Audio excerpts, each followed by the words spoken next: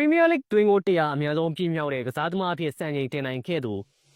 Premier League ရဲ့တန်ကြေးအရှိဆုံးနဲ့ဈေးအကြီးဆုံးကစားသမားကတော့ Man City အသင်းရဲ့တိုက်စစ်မှုErling Haaland ပဲဖြစ်ပါတယ်။ Haaland ရဲ့တန်ဖိုးဟာပြီးခဲ့တဲ့ရာသီမှာယူရိုတန်း200အထိမြင့်တက်ခဲ့ပူပြီးလက်ရှိအချိန်မှာတော့ယူရိုတန်း180အထိပြန်လည်ကျဆင်းသွားပေမဲ့လည်း Premier League မှာတော့ဈေးအကြီးဆုံးကစားသမားအဖြစ်ရပ်တည်နေတာပဲဖြစ်ပါတယ်။ Haaland ရဲ့အသက်အရွယ်ဂိုးသွင်းကြမ်းမှုတွေနဲ့ဂိုးသွင်းတင်ချမှုတွေကလက်ရှိကမ္ဘာပေါ်မှာအမ်ဘာပေနဲ့လမိုင်ရာမဲတို့လိုအကောင်းဆုံးကစားသမားတစ်ယောက်ဖြစ်ပါတယ်။ Man City တိုက်စစ်မှု Haaland ဟာ Premier League တွင်ကိုတရားအများဆုံးပြည့်မြောက်တဲ့ကစားသမားအဖြစ်စံချိန်တင်ခဲ့ကြောင်းလည်းသိရပါတယ်။မနေ့ကရှင်ပြိုင်ခဲ့တဲ့ Fulham မှာ4-5ကို Man City ပွဲမှာ Haaland က Man City အသင်းအတွက်အဖွင့်ဂိုးသွင်းယူနိုင်ခဲ့တာကြောင့် Premier League တွင်ကိုတရားပြည့်ခဲ့တာဖြစ်ပြီးအဲ့ဒီအတွက်117ပွဲသာကစားခဲ့ရတာဖြစ်ပါတယ်။ဒါကြောင့်အရင်က Premier League ကိုတရားအများဆုံးသွင်းယူနိုင်ခဲ့တဲ့Alan Shearer ရဲ့124ပွဲစံချိန်ကိုကျော်ဖြတ်ပြီးစံချိန်သစ်တင်နိုင်ခဲ့တာပါ။နော်ဝေးတိုက်စစ်မှုဟာလန်ဟာ Man City ကိုရောက်ရှိလာကြတဲ့က Premier League ရဲ့တွင်ကိုစံချိန်သစ်တွေတစ်ခုပြီးတစ်ခုရနေခဲ့သူဖြစ်ပြီး Premier League တွင်ကို20ဂိုး30ဂိုး40နဲ့ဂိုး50မှတ်တိုင်တွေကိုအများဆုံးပြည့်မြောက်ခဲ့သူဖြစ်ပါတယ်။ဟာလန်ဟာ Premier League မှာပြိုင်ဘက်ကလပ်အသင်း23သင်းနဲ့စုံတွဲခဲ့ပြီးချိန်မှာ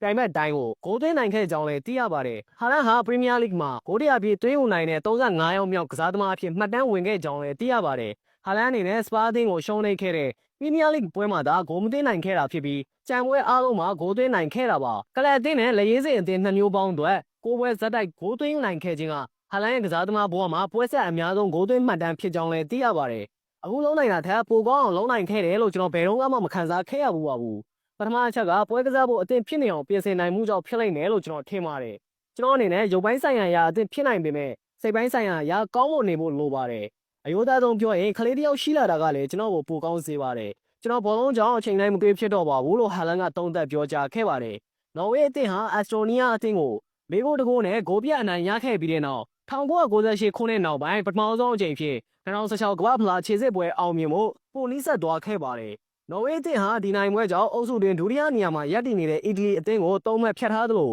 ဂိုးကွာခြားချက်မှာလည်းအများအပြားသာရရှိထားပါတယ်။